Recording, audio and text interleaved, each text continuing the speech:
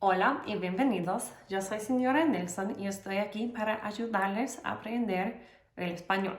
And today I want to specifically help those of you who have a Spanish final, midterm, algo en el futuro, maybe very near future, that you really want to survive. So my disclaimer, this video is not for you who want to master Spanish. Today, lastimosamente, I am not talking about truly immersing ourselves and mastering and feeling confident and utilizing our Spanish. Hoy no. Lo siento, perdón. Pero I also have in my heart a desire to help those of you who have a Spanish test. Porque nos pasa a nosotros, a todos, right? We all have to take that test. We all have to survive. We all really just want an A, right? We'll learn Spanish in the future, but today, let's just get an A on that test. I'm here to help you guys. Hit like and subscribe. And today I want to talk to you about gustar verbs. Now, this video can also help. Last week I talked about indirect object pronouns, ¿verdad? If you didn't see it, go back and watch that, porque today I'm going to build from that. I also want to say, so gustar verbs are very unique. Si no sabías, ya sabes, right? Gustar verbs, and you have gustar, encantar, aburrir, interesar. Hay muchos, right? However, there would be very similar if there was a verb with an indirect object pronoun.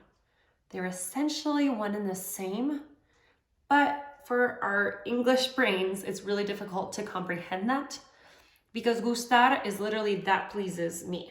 So it's the exact same of an indirect object pronoun with a verb. Entonces, este video les ayuda a todos. This will help literally everyone. Because if you're conjugating a verb with an indirect object pronoun, or a little more simplified, you're just working on the gustar verbs. So whether that's gustar, encantar, aburrir, whatever, it's going to help everyone, right? Because, lo siento, it's really difficult for ustedes if English is your first language. This is a type of concept that is really, really hard because the syntax of English is completely different in this. The syntax of English is very strict. You can't just move around words, right? We have the very strict syntax. Spanish is a lot more loosey-goosey, and in this case, the syntax is exact opposite as English, which is why it makes you want to cry. And that is honestly probably why you're watching this video right now. Entiendo. I've been there. It's terrible. But today, this should help you tremendously. And again, if you haven't seen my most basic video, How to Survive the Final, watch that first. But essentially, we're just going to simplify everything in life, right? So, I'm going to talk about a gustar verb, but in your brain, translate that for whatever fits your situation. See? Does that work? Good. Now, for this final, and for this part of your homework assignment, test, whatever it is, you need to do two things. And by those two things, I mean you're going to split kind of your brain and or your activity, whatever, into two different parts. So first, let's just focus on the indirect object pronoun. I talked about that last video. If you haven't seen it, watch that one. First, an indirect object pronoun, right? To whom, for whom, look for that personal a, and do that accordingly, right?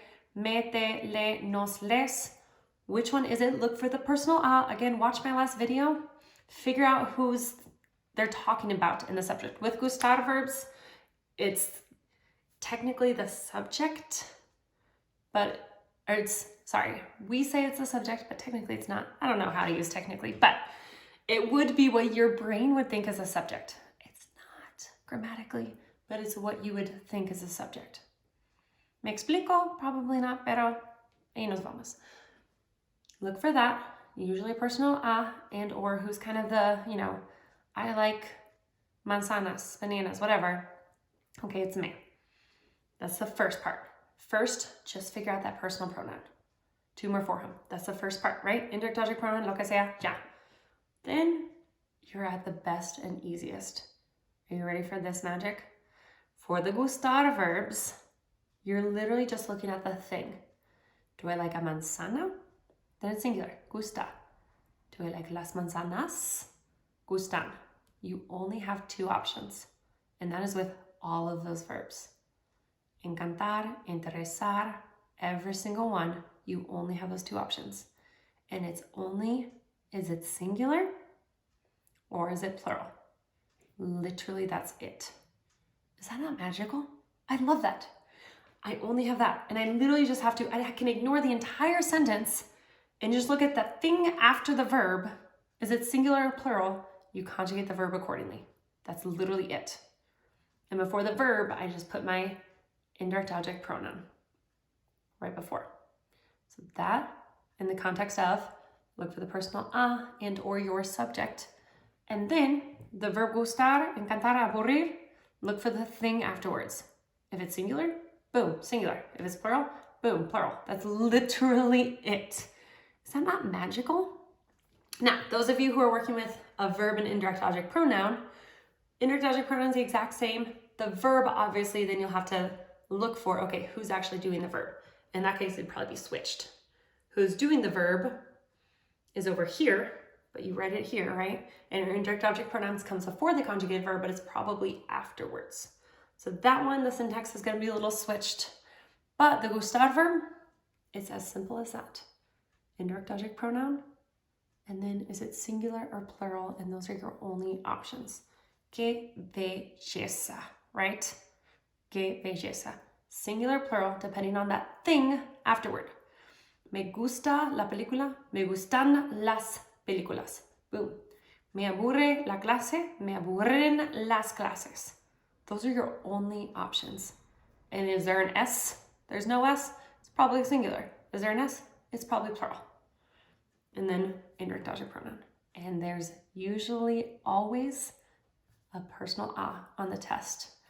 Gracias a whoever makes the test. They do try to make it a little simpler.